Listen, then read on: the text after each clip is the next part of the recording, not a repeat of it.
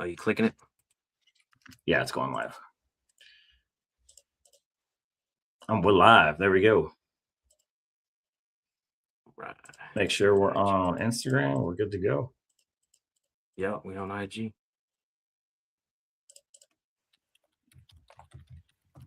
We are good.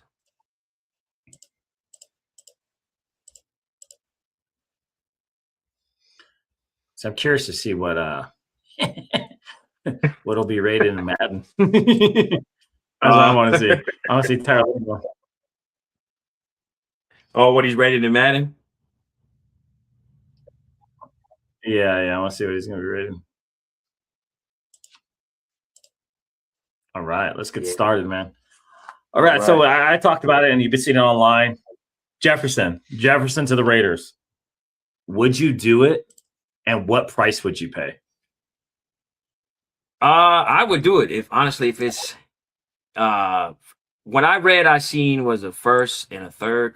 I kind of agree with what you said. It would probably take a little bit more than that, maybe 2 firsts. I mean, because honestly, he is the best wide receiver, if one of the best in the league. I mean, if we can make a push for him, but like I said, I know he does have a big contract, so I mean, he deserves it. 30 million or so. Yeah, if you can go for that push, why not? Personally, you know what I'm saying? If we can make it happen, I mean, I think it's a no-brainer. Like I said, I seen reports say that they said what, a first and a third. For me, honestly, if they get a first and third, I think that's a steal. You know what I'm saying? If they can do that, first third steal. Yeah, still 100%. Sure. Yeah, that's a steal. But will they give that up? Will they give that up? I don't know. You know what I mean? Because you got also they know what they have too. Yeah, most likely they're gonna get. I would predict a first, a second, and a player. That's what I predict. And I would predict somebody that's young, maybe up and coming, maybe later round pick. Doesn't necessarily have to be a wide receiver. If it were me, I would trade Tucker. I'd give them a first and a second and Tucker and be like, all right, we're out because we can't afford all three of them next year. I would do that in a heartbeat. Maybe a first and a third and Tucker, so they're still going to have Addison. They still got a number one wide receiver. But the thing is, like, and that's what I tell people, like, if we do 2 firsts for him, Tucker's gone next year. And then on top of that, he's better than Max Crosby is at his position. So he's worth more to me. I know he's, same age. He probably only has about 4 years left. He has a huge contract, just like Max. But for him, if you're a playoff contender, 2 firsts, he makes you a Super Bowl contender if you're already a playoff team. Because it gives you a legitimate number one wide receiver. If you already have a quarterback, you already have an offense, you already have a defense, you're like, hey, I just want that guy to take me over the edge.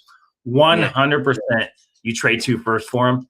And if we got Fernando this year, you give Fernando a weapon. You know what I'm saying? That's going to help the whole offense, everything. You know what I'm saying? But what are you going to say? Oh, yeah. If we got him this year, we'd make a playoff push. Next year, we'd be a playoff team, period, without even trying. Because the only holes we'd have to fill are the offensive line. You can do that in the late rounds. Yeah. So there's still that question mark with the wide receiver right now, like who's going to be the one. But if you put Jefferson there, for sure, automatically, he steps in that number one spot. I would dump Dash. I would dump Tucker. It's one of those guys. I'm like, hey, you have a good day. Like, we're done. It's a business. It's a business. You get rid of them and you call it a day. Like, I saw that and I was like, I would do that in a heartbeat. And I know we've had so many bad issues with wide receivers. We just have bad luck, whether it be, Brown or, we had Jacoby leave. We got rid of him. Or we had issues with Devontae Adams. It was just like, Randy Moss. We have so many issues getting wide receiver ones. The Cooper coming in for a couple of days and bouncing out. You know what I'm saying? Yeah, I was like, I would do it in a heartbeat. I would do it in a heartbeat because there's no guarantee we're going to get Jeremiah Smith next year, who's a top wide receiver. So say what you got. The Rams did it. The Rams have done it so successfully. Teams are starting to be like, hey, we can dump these picks, and we already have a team. We got a good team. We got a good core. Let's go get that guy that's going to be the guy that takes us over the edge. Jefferson would make us a playoff contender this year, even with Kirk Cousins. If we got Jefferson, I'd say he's good for a win or two, which would take us right to above 500. Probably wouldn't make the playoffs, but we'd make a push, and then we take that into next year. It's like, all right, now you got a full off season. You got part of the regular season. You got a full preseason with QB1 and wide receiver 1. Because next year we're drafting a wide receiver. We're going to have to get that rapport all up again. I think, man, I would I'd I flip wouldn't out. argue. It's a no-brainer, and I know Raider Nation would go crazy if they brought Jefferson over there, man. You know what I'm saying? Because Oh his yeah, contract is through what? Through next year, right? I think it's all the way yeah. through next year. And you So backload it, you make it term out when Max Crosby's does. You could do that, but the thing yeah, is with you players like him don't grow on trees, man. Like it's not a common thing for yeah, somebody like that to hit a market. It's not common for somebody like Max Crosby to hit a market. You know, it's not likely for somebody like Sam Darnold who won 14 games to hit a market. We're seeing a lot yeah, of these teams like, hey, we're not good enough. We're going to let these players walk or trade them. yeah. In a heartbeat, I would do it. And I had a comment on my ex. He's like, "This is why you're not in the front office. Jefferson doesn't make us better." And I'm like, "Dude, Dude, that is what the dude. hell do you mean it doesn't make us better?" You know, Yeah, you saw what Adams did to the Rams. He keeps them in a playoff contention. They have one of the best wide receiver cores. They lost Cooper Kupp and got Devontae Adams. You know, it's just you see teams like that. You know, have a really good wide receiver core. They have a quarterback. They have the defense. It's just I think that would take us over the edge. It would handcuff us a little bit when it comes to signing players next year, obviously. But we got the cap space, so you rework some contracts, you back in some stuff, and you call it a day.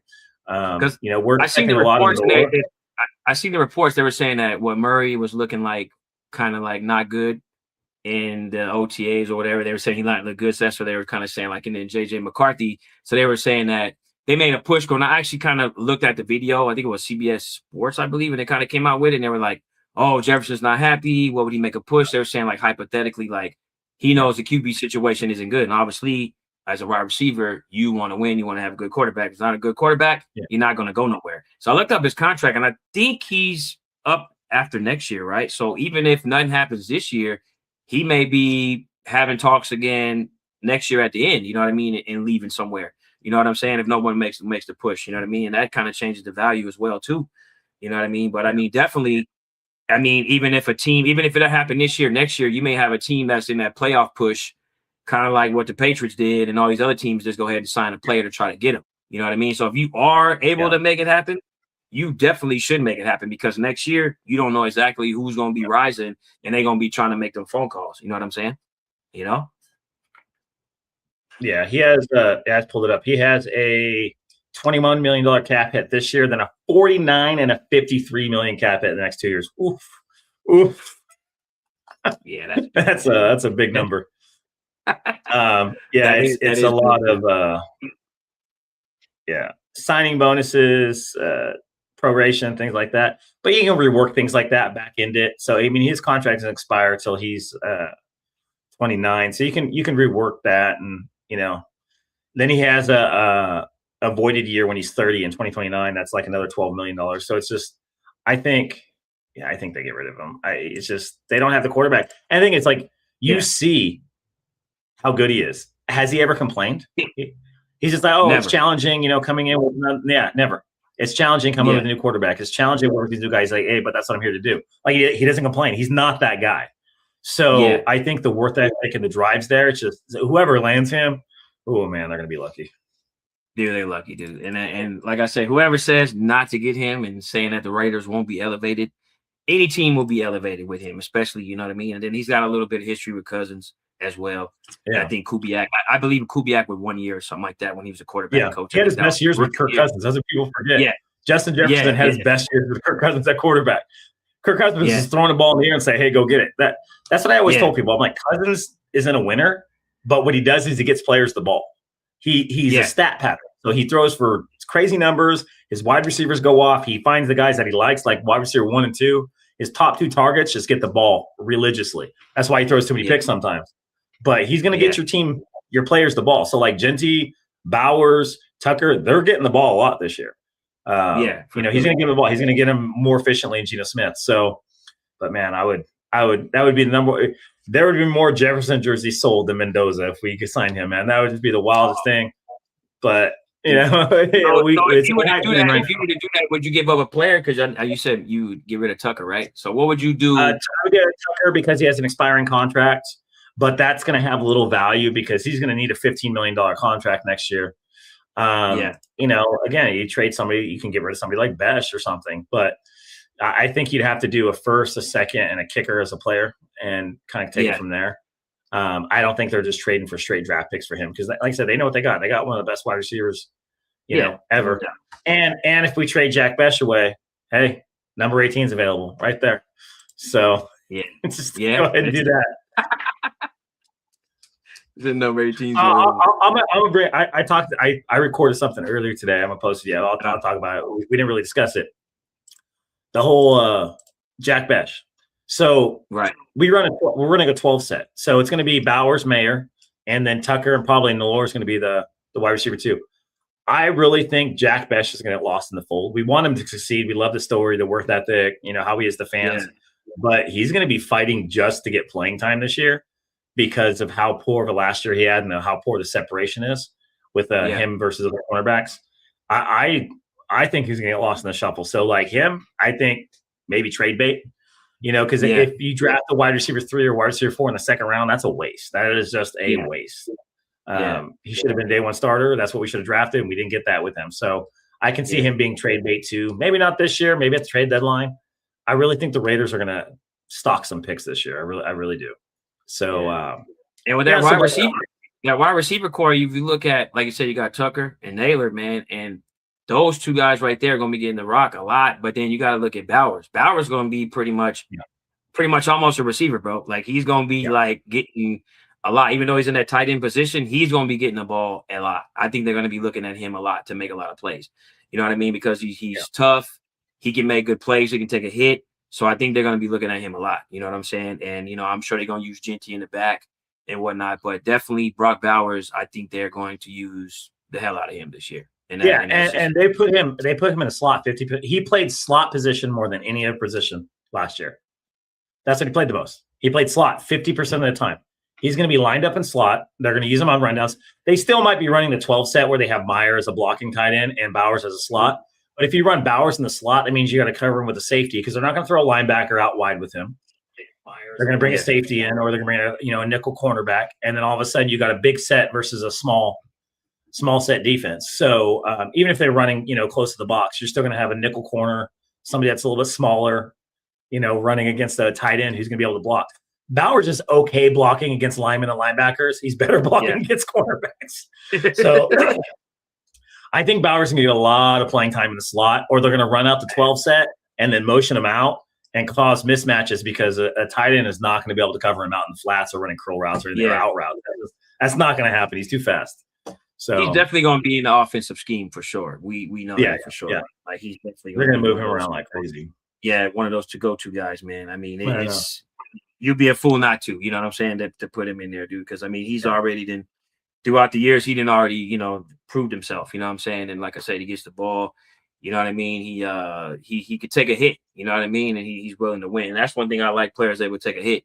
You know what I mean? Because some guys don't want to take a hit, especially with that tight end position. You're coming down the middle a lot. You're doing a lot. And he caught some crazy balls last year, one-handed passes, and you know what I mean? He did a lot of amazing stuff last year, man. It's like, man, this dude is like, and when it's time for him to get paid, I think the Raiders need to lock him in for sure. When he's going to get $20 million a year. Yeah, he's going to get for sure. But you see, we're not talking about trades. I know you saw the other thing, Vinny B. See, I like Vinny. I always read his articles, always read his stuff. He was talking about Max to Frisco. He said he heard insiders are trying to get Max to Frisco. He said that's where the Frisco wants him. Right. And they said they're going to give up a first, a second, and Mikael Williams. So a lot of people don't know Mikael Williams is, he's top 15 pick, great pass rusher, but he was hurt. And I saw that and I'm like, no. He tore his ACL his rookie year. Yeah. We don't need another injured player. I was like, no. And I said the only way I would get rid of Max next year or the year after, even if it was franchise changing, a bottom first round pick and a bottom second round pick and a guy with an ACL injury is not franchise changing. I don't even know if Mikael Williams came onto the team this year, if we traded Max away, if he would start for us. Like, I think Crawford and Kuntz would start over him. I'm like, why would you? Yeah, great. You got some depth, and then you got Kwity Paye too. I was like, that's just not realistic to me. It's not enough value. We lose that trade, because before with the Baltimore, we got like a 14th and like a 25th, something like that. I can't remember what it was. Yeah. But yeah, with the Niners, we get like a 28th pick and like a 60th. Like, that's not even close to the value that we got with Baltimore. So I don't see that happening at all. I seen that today. I'm like, I saw a few people post on that. They're like, again with the Max Crosby trade, man. Like again, it's just like, dude, it does not. And I get it. It's just like, man, it stays in the headlines with him, man. You know what I'm saying? It stays in the headlines with him. And I saw that today, and like him to the Niners. I'm like, I mean, I think, and a lot of people were like, we would hate whoever traded away Max Crosby to the Niners just because of the whole rivalry. You know what I'm saying? Yep. It's like, I don't think you want to trade no player to the Niners. You don't want to do it. You know what I'm saying? I think it'd be worse to see Max Crosby in a Niner jersey than it would be like a Broncos jersey. I think it would be worse. KC, maybe, KC. I don't think we'd ever go there because, but him in a Chargers jersey, that would hurt. We did that with Khalil Mack. But a Niners jersey, they would talk so much crap to us, so much. We would never hear the end of it. No, we wouldn't, And I saw one of my boys, and a lot of people are talking about Keenan Allen, go back to the wide receiver thing. I know we're on this subject. And they were like, oh, Keenan Allen, I would pick him. But I'm like, dude, I cannot see him wearing Raiders, bro. This dude's like calling us bums in the end zone and all that stuff. Like, it's just a big rivalry that, like, you can't, I know it's business at the end of the day. And like I said, if he was to play, he would play. But it's like, man, he literally done some stuff. You know what I mean? Like playing against us. You know what I'm saying? Talk all kind of trash. You know what I mean? That's why I think the Raider fans would be pissed, and anybody would be in the hot seat, GM, whoever, if you trade one of your best players to one of the rivals, even though they're not in our division, just Niners in general, they would be pissed, bro. Yeah. Well, that's the thing people forget. Keenan Allen with UC Berkeley. He's a Raider fan. Yeah. There's multiple pictures of him in fucking Raider gear. People don't realize that. So it's like, but 10 years in the league, hating the Raiders, it changes people. And one of the people I always bring up, Rich Gannon. Rich Gannon hated the Raiders. He didn't like them. When he was signed, he hated the Raiders. And he'll tell you, it was a job. I came here to work. I did my job. He's like, I'm not a fan of the Raiders. And he's told people that over the years. And he's very honest. It's like, hey, man, you're right. You had a job to do. It's business, man. You're getting paid, bro. You're getting paid. Yeah, you went there and got your job. You did your job. You did it well. That's all it is.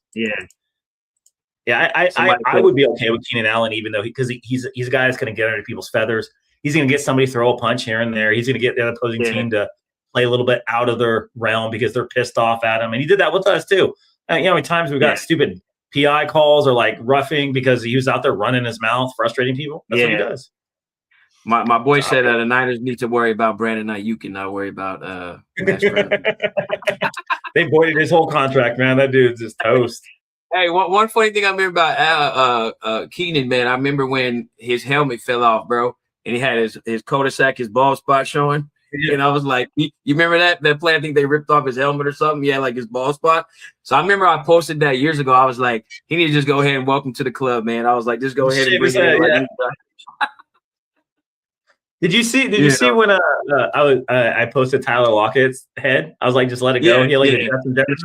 The next week he shaved his head. And then one of the players came up to me and was like, dude, I saw your video. It's hella funny. I'm like, wait, what? I thought he was mad and he started cracking up. He's like, no, we thought it's hella funny. We've been telling him to shave because he has like his hairline was bad. Like it was in the back and he's been bald since his 20s. And he just let it grow. And people were like, bro, you're a bully. Like, how are you going to like tell a grown man to shave his head? It's just like, dude, when like you see that back there, dude, it's like just bring it home, man. I told my cousin like his line is going back, and I said, just bring it on home, man. It's time to bring it home, man. You know what I'm saying? Like it's just, people hang on to it. I get it. You know what I mean? They don't want to end up shaving it. I understand. You got to hang on to it as long as you can, but it's time to just bring it back. You know what I'm saying? Join the club. You know what I mean? Let's bring it back. Oh man. Oh yeah, that'd be funny. So let's get to that Tyler Linderbaum thing, man. All right. Yeah. So Tyler Linderbaum, his top 100 went from 53 to 92. He's still a top 3 to 5 center, and he went from 53 to 92. The only thing that really changed was him going to our team.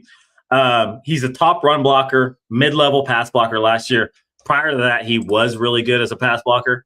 So I think it's the whole Raider thing.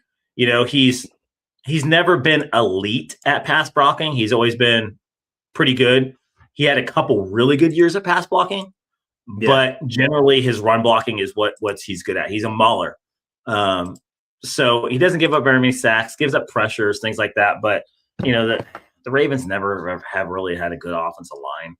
So I think that's the Raider bias right there, because you got arguably a top 5 center, top 3, and they're just like, no, we're going to drop him 40 spots for no reason.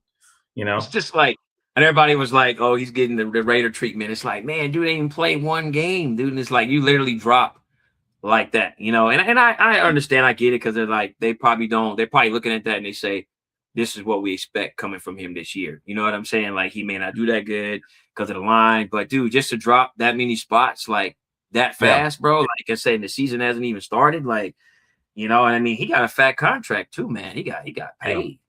He got paid, but I think it helped. I mean, it was good for them to do that, And he only gave up 2 sacks last year. He got 2 sacks and like 2 hits. That's it. He gave up Hurry some pressures. Like, I mean, he got pushed around a little bit when it comes to that stuff. But there was multiple games where he was, top 5 pass blocking, and he had a few bad games here and there. Yeah. But at the same time, like they're dinging him on just like a couple. You know what I mean? Just like him not be able to block as good or something. You know what I mean? Like, it wasn't like he had a horrible year. They just kind of like pinpointed, because the way you look at it when you kind of look at the news feed, it's like, is it the Raider treatment, or is it because blocking wasn't that good? You know what I'm saying? So it's kind of like, it's definitely the Raider treatment. Yeah, for sure. But it happens. I mean, it's got to suck for him, but I mean, also just show up and show out. You know what I'm saying? And that's it. You know what I mean? Because you can't stop what these beat writers and stuff say and what they feel and whatnot. But I mean, like I said, there's no expectations for us, honestly, this year as well, too. But like I said, we may surprise some people in some areas. You know what I'm saying? And I definitely think we're going to see some improvement for sure. Yeah. You know what I mean? But I definitely think it's the greatest treatment. But someone said, did that happen with Adams too? I think somebody said something about that happened with Adams too. Yeah, Adams dropped too as well. And I mean, he had some bad years with us too, but I mean, that's our fault. Yeah. I think him and Adams and Geno probably had the worst fan engagement. The worst fan engagement, I think. Who you think was worse than that? You think? Oh, Geno. Geno was worse. But out of those two, I can't recall like who else had a real bad like with fan engagement. I don't know. I know Geno was the worst, and I know after a while Adams, where people were like not liking his interviews when he kind of just like, you know what I mean? And people were like, oh, forget this guy. But I don't know any other players that the Raider fans didn't really like that. You know what I'm saying? If you can recall, I don't know. Can you recall any? I just think it's stupid that they dropped him so far. Like, so I would say I would put him as like center number 3 too. That's the other part. I would say Creed Humphrey with Casey is the best one in the league. That's what his contract's based off of. Creed Humphrey is better at this point in time to me. Period. He's just better. He's the best center in the league. And then Ryan Kelly with the Vikings. And then number 3, you can put like Jenkins with Green Bay, Linderbaum, and McCoy. Those guys are probably all competing for number 3. Probably Linderbaum has a little bit of an edge because of his run blocking skills. But Linderbaum's like a top 3 center at the worst top 5. At the worst top 5 center. And you're going to drop him 40 spots. Like, it just doesn't make sense. I can understand like 5 spots, maybe had a down year, 10 spot, whatever. 40 spots, almost a drop him out of the top 100. Like, come on, dude. Almost out of the 100, bro. I saw that because I saw somebody posting. I was like, let me go look this up real quick. And I'm like, dude, he really dropped that bad. You know what I'm saying? He dropped, Well, Max Crosby dropped too. What is he, like in the 50s now or something like that? He was a top 10, 15 player for a couple of years. Yeah, he did. And I know, so I saw you post, I know we almost done, but I saw you say something about the contract with Fernando Mendoza. I'm talking about the hold up, what do you think about that? So that's what I talk to people. When people tell me information like what's going on, blah, blah, blah, I'm like, give my insight and like, this is what I'm hearing. It's language. That's all it is. They know how much money he's getting. They know what he's getting. They just don't know when he's going to get it. So obviously Mendoza wants it all right away. The Raiders want to pay it over time. But the other part is they want some language in there that protects them is what I'm hearing. So at that point in time, I'm like, I understand that, because if you're going to be an idiot, I'm not saying he is, but if you're going to do something dumb, the Raiders want to be able to get out of the contract, or they want to be able to release you or cut you clean if they have to at some point in time, which I fully understand. But we are the Raiders. It's stupid. Give them all his money. Give it to them up front. Call it a day. You're only locked in for 4 years. You're good. It's not. It's not franchise ending like Jamarcus Russell, where you have this dead zone. It's not like it used to be. So a 4-year contract isn't that big of a deal. I think they should just give him the money and call it a day. And I know both sides because he's not missing OTAs to even sign his contract, which is nuts to me. That shows his worth ethic. That shows like you got to sign this guy. You got to give him his money. And I understand the business aspect. Give him his money and call it a day because we've had no luck at quarterback, for the past 20 years besides Derek Carr. Yeah. And I know when I read, they said it's the language basically like on the bonuses and the timing and how many payouts they're going to do. But I mean, you got to pay that money anyway. You already knew you were signing him and he's going to be the number one pick. So obviously that money's already deadlocked. You just got to figure it out. I mean, I'm sure they will. I'm sure they will, like I said, but hopefully they get it together. I mean, we already know it's going to happen, but like I said, pay him his money, whether you want it up front or on the back end, just give it to him and be done with it. You know what I'm saying? Like Raiders gonna Raider. That's what we do. Raiders. Hey, but I will tell you, being in Vegas, he's not paying any state taxes. Did you see? Whose contract did they just review? Whose contract was it? Somebody in Cali, or was it like they were taxed like something like who just signed a fat contract that was like $100-something million. I can't remember if it was a football or basketball player, but they're talking about that. Like they're paying like $20 to $30 million just to the state of California. And I was like, I didn't know I have that problem. And we've been talking since day one. We don't have a state tax. You're going to save 10+%, if not more, by signing with the Raiders. And on a $100 million contract, like a player like Linderbaum, a player like Max Crosby, you just put $10 million more in your pocket. Period. That I don't know why they don't push that. I don't know why they don't talk about it in press conferences. I don't know if they're not allowed to, but I would say, hey, we don't have a state tax. If somebody offers you, 90 million or 100 million, we offer you 90, you're going to make the same amount with us as you would with them. Yeah, we're over there. Yeah. And that's crazy to think, but that's the truth. Yeah, it's true. Because California, man, they be taxing, man. I think when they play over there, they tax them too, right? I think when the players play or something like that. Yeah, dude, that's a bit rough there too, man. You know what I mean? Because like I said, that Cali tax is no joke, bro. Yeah. State income tax can be 13%. Man. And that's zero. So thinking, $1 million, that's $130,000 extra to a rookie contract. Yeah. That's a lot of money. That's a lot of money. That's just for a rookie. Now think you make $50 million. That's $5 million more in your pocket just because you play in Nevada and not California. Think about that. I guess that's insanity to me. Like, I feel like they should push it because there's only a handful of states that don't have a state tax. And we really haven't seen it push that very much. But I don't know if it's something they're saying behind closed doors, like, hey, you're making, hey, we'll get you a sponsorship with the casino too. Like, we'll put your face up, on the pyramids, have a good old time. You be on the MGM, you get a residency when you're done. Yeah, that's what's up. Yeah, that's a good, like I said, definitely state tax, man, does take a lot out. But they'll get it together, man. It's all literature, like I said. I mean, he's guaranteed. I mean, he's making solid amount of money. You know what I mean? And he's gonna get paid. It's just crazy that you got to figure that out. Like you already know when you sign this guy, this money is gonna be away. You know what I mean? But I think they have to configure all the other bonuses with other players. I'm not sure exactly like the timeout pay whenever. I'm not sure how the bank and the books look. You know what I'm saying? Like his contract is not that big. It's like 57 million and 38 with the signing bonus. So like he's getting a chunk of it up front. He's getting $38 million period in the story. And that's without the fifth year. So, I mean, he's only averaging 14 million a year. Like that's not that much. Yeah. But they'll get it together. Yeah. It's still a lot of money, but it's for a quarterback, 15 million, that's nothing. We paid Garoppolo 10 or 15. We paid